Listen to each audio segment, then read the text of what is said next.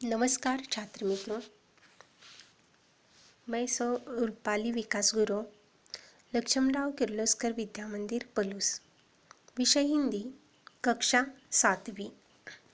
आज हम देखेंगे पद्यपाठ दूसरा, फूल और कांटे।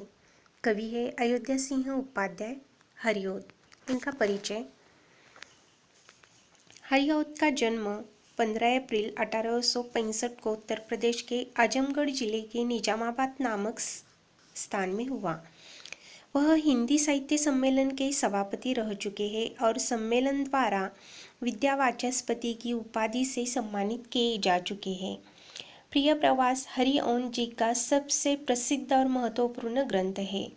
यह हिंदी खड़ी बोली का प्रथम महाकाव्य है और इसे मंगला प्रसाद पुरस्कार प्राप्त हो चुका है। सन 1947 में निजामाबाद में उनका देहावसान हो गया है।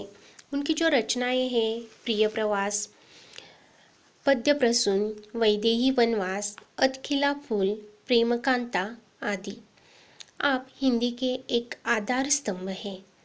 प्रस्तुत कविता में कवि ने यह स्पष्ट किया है कि मनुष्य विशिष्ट कुल में जन्म लेने से नहीं बल्कि अपने कर्मों से ही बड़ा बनता है। इस कविता के माध्यम से व्यक्ति के व्यवहार के विषय में बताया गया है। उच्च कुल में जन्मे व्यक्ति का दूसरों के प्रति व्यवहार यदि उचित नहीं है तो उसकी कुलीनता उसे समाज में सम्मान नहीं दिला सकती।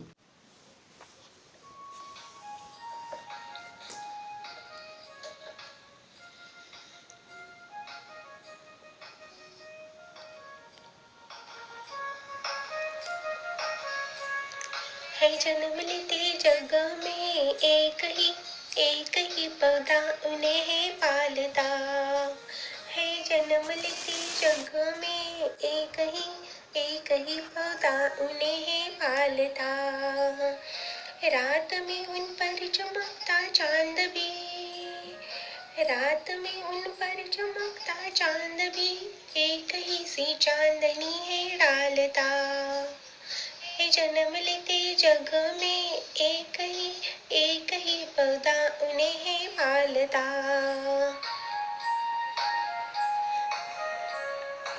मेह उन पर है बरसता एक सा, एक सी उन पर हवाएं है बही।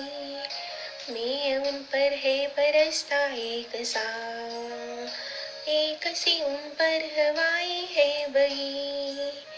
पर सदा ही यह दिखाता है हमें, पर सदा ही यह दिखाता है हमें, ढंग उनके एक से होते नहीं। है जन्म लेते जग में एक ही पौधा उन्हें है पालता।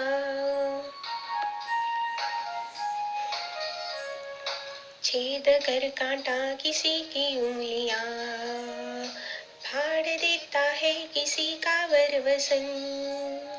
छेद कर कांटा किसी की उंगलियां, फाड़ देता है किसी का वरवसन। प्यार डूबी तितलियों के पर कतर, प्यार डूबी तितलियों के पर कतर, भौर का है वेद देता शाम तन। है जन्म लेते जग में एक ही पौधा उन्हें है पालता।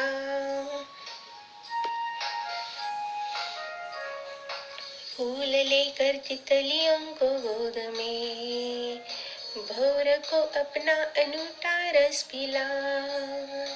फूल लेकर तितलियों को गोद में, भौर को अपना अनूठा रस पिला। निस्सुगंध और निराले रंग से, निस्सुगंध और निराले रंग से, है सदा देता कलीजी की खिला।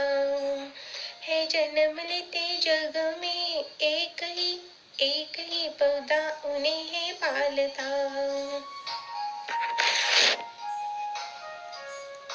है खटकता एक सबकी आंख में, दूसरा है सोहता सुरसीस पर।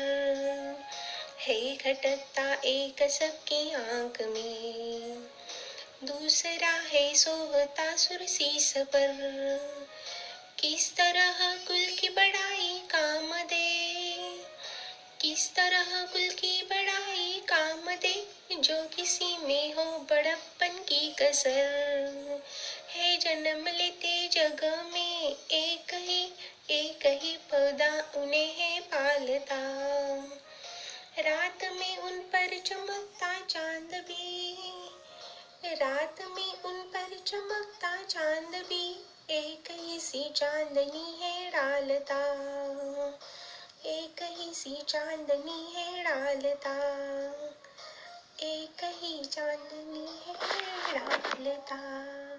है जन्म लेती जगह में एक ही पौधा उन्हें पालता, रात में उन पर चमकता चांद भी, एक ही सी चांदनी है डालता।